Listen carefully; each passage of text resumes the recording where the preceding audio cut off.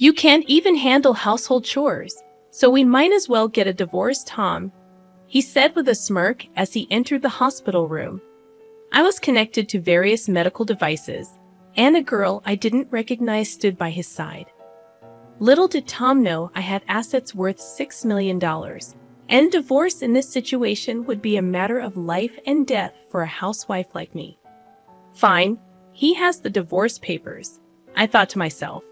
I couldn't be with a man who verbally abused his wife in such a state. I reached into my bag, pulled out the divorce papers I'd always carried with me, and handed them to Tom with a grin. He accepted them. Now I can say goodbye to you. I'll be happy with her, so don't worry, Tom said as he wrapped his arm around the girl, referred to as Catherine Lyon. She sneered at me and said, "Take care, Miss O. You're not Miss anymore." "Take care, ma'am." With those words, the two of them left the hospital room, laughing. But their happiness would only last for now. Alone in the room, I couldn't help but laugh out loud. Today was Friday, so the divorce would be processed on Monday. Oh, I couldn't wait for 3 days from now. My name is Annalie Johnson, a 45-year-old housewife from a regular farm. I didn't have any particular skills, but I was proud of my vast cooking repertoire. My husband, Tom, and I were the same age and had been college classmates. We both came to New York from the countryside, and since we lived alone, I used to cook various dishes for Tom using the vegetables and rice sent from my family. People often said I had captured his heart through his stomach, and I was aware of that. Tom was and still is incapable of doing any household chores. I had been taking care of him since we were dating, and after getting married, I continued to handle all household tasks. Sadly, we were not blessed with children, but we enjoyed our life together as a couple. We both loved to eat, and on Tom's days off, we'd often go on drives for small trips just to enjoy delicious food. When we first got married, Tom was kind. But about 3 years in, he became quite controlling. Well, he never laid a hand on me, but his remarks became curt, and he would often say things that hurt. But I didn't have the energy to fight back, assuming he wouldn't listen anyway. Because I was a full-time housewife, I felt inferior and couldn't stand up to him. Tom joined a renowned company after graduating from university, but he resigned after about 5 years. He quickly found new jobs, but would resign from them after short periods. Because of this, our income was unstable, and we often struggled with our finances. However, at the company he'd been with for the past 2 years, he seemed to get along with his colleagues. I had faint hopes that he might work there for a long time. Then one day, Tom came home earlier than usual. "I'm home. I quit my job." "What again?" I unintentionally voiced my surprise, causing Tom's eyebrows to twitch. In a panic, I stopped cooking and rushed over to him. "I'm sorry. I was just shocked." "Huh, no welcome back greeting, and you're criticizing. You've become quite audacious," Tom responded sharply. At Tom's words, I stiffened. He was in a very bad mood today, and if I misspoke, it could escalate into something worse. "I'm sorry," I said cautiously. "As long as you understand," he grumbled. My apology had somewhat placated him, and he sat on the sofa, turning on the TV. I quietly placed a beer and a glass on the table. "Do you want dinner or a bath?" I asked. "Food and alcohol," he replied. To avoid upsetting Tom, I played the role of the submissive wife. I once had a strong sense of self, but after 14 years of marriage to Tom since the age of 28, I rarely showed my true self. After eating and drinking to his heart's content, Tom seemed to be in a better mood. He fell asleep on the sofa, snoring loudly.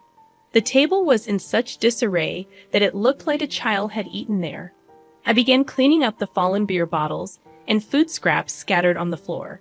This wasn't how I had envisioned my married life. Memories of happier days as a young girl in love revealed my true feelings. I stole a glance at Tom, but he showed no signs of waking. Relief washed over me, but alongside it was a growing sense of dread about continuing this life. Perhaps divorce was a consideration. I started mentally organizing my schedule for the next day, determined to confront the issues I have been avoiding. The following day, while Tom began visiting the employment office and quickly securing another job, I went to the city office and signed divorce papers.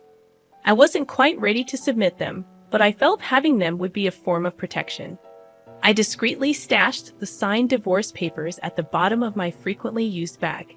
If he were to discover them, who knew what he might say or do? "Hey, where did you wander off to while I was job hunting?" Tom asked upon my return. "I went to the stationery store to buy some reasons." "Look, I thought you might need them," I replied. Tom was unusually thoughtful that day. He initially interrogated me suspiciously, but quickly cheered up. I handed him the resumes I had bought earlier. After receiving them, Tom mentioned that he was going out for drinks with a friend and left. His new job was with a reputable company, offering a solid salary and better benefits than his previous positions. I harbored a secret hope that perhaps, this time, Tom would stick with his new job until retirement. His new department seemed to be in sales, and he started leaving home more frequently for evening entertainment. I cherished these brief moments of freedom and gathered the energy to greet Tom with a smile when he returned. One day, I received a call from my mother after a long time. She excitedly told me about an unexpected windfall of $6 million.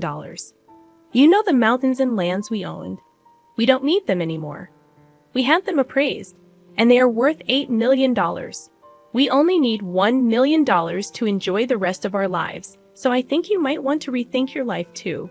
My mother was never fond of Tom, and she had been worried about me, especially after Tom became more controlling, preventing me from even visiting my childhood home. The amount she mentioned stunned me, but what shocked me even more was that she had changed the title of the property inherited from my grandmother to my name to avoid inheritance taxes. It was a difficult decision whether to tell Tom about the inheritance or to embrace newfound freedom. About a week later, I was involved in a traffic accident. Thankfully, my life wasn't in danger, but I would need to be hospitalized for about a week. After securing my valuables in the hospital room drawer, I immediately contacted Tom. "I'm sorry I got injured." Tom's initial reaction was, "What about my meals?" I almost confronted him for prioritizing his meals over my injury, but I continued to explain. "It seems I'll need to be hospitalized for a week. I'm really sorry, but could you buy your meals elsewhere until then?" Tom's response was far from understanding. "Not even preparing meals for your husband? What a lazy wife." "Oh, wait, I'm coming over now." He abruptly ended the call. I had initially planned to tell him about the inheritance that night, but now I wondered if it might be best not to mention it.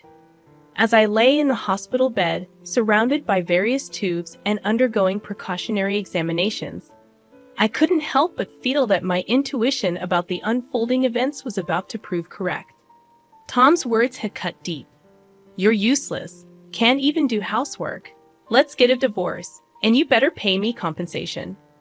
With a smirk on his face, he had said this to me, connected to numerous medical devices. Beside him stood a girl I didn't recognize. Unaware that my total assets amounted to $6 million. He should have realized that a divorce under these circumstances would be a matter of life and death for me. "Fine, here are the divorce papers," I finally decided. A man who would hurl abuse at his wife in this condition was someone I'd rather not have.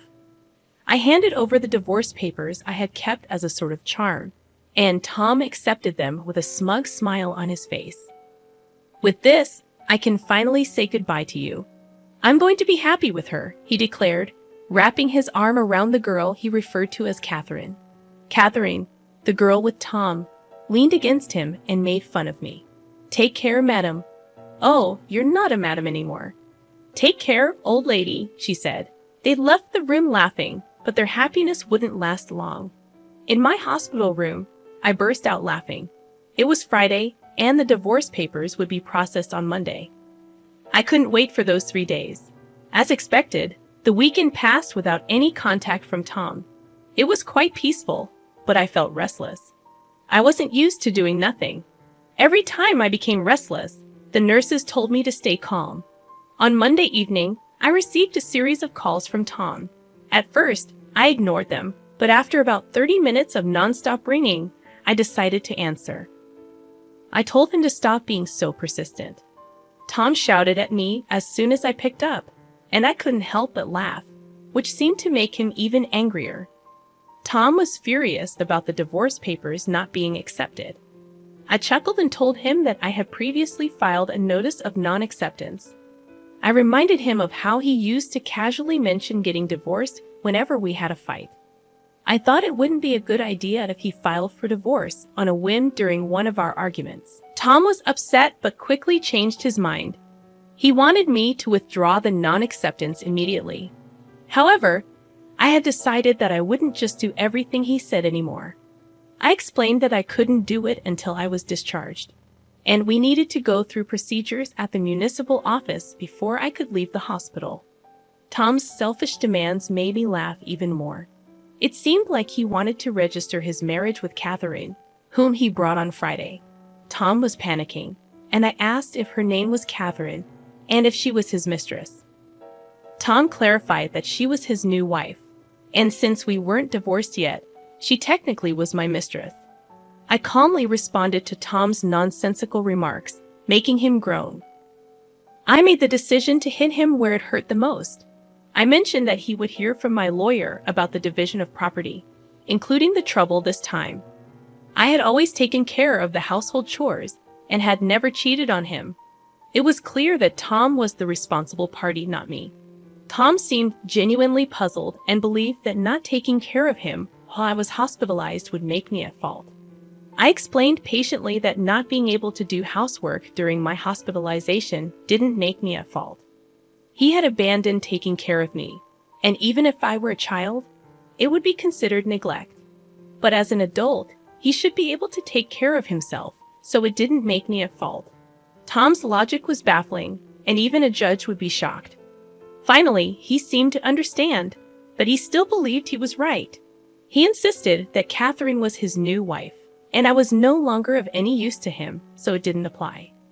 I pointed out that he was dating her behind my back, which was clearly cheating.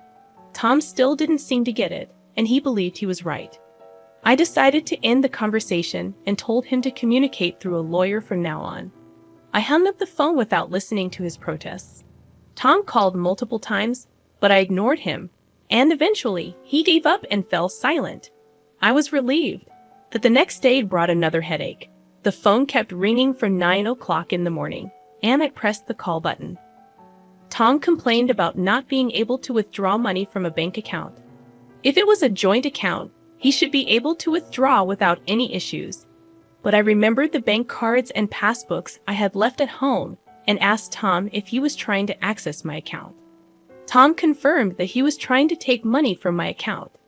Tom was furious and continued with his unreasonable arguments. He didn't seem to understand what I had explained the day before. When I was going to be hospitalized for a week, I had called the bank to prevent any withdrawals until I could handle it personally after being discharged. This was to stop Tom, who wasn't careful with money, from using my savings while I was in the hospital. My decision turned out to be the right one. It's not right to try to take money from an ex-wife's account, especially after a divorce. However, Tom didn't see anything wrong with it and asked me to make a withdrawal immediately. I reminded him that we were practically strangers now, and I had no money to give to strangers.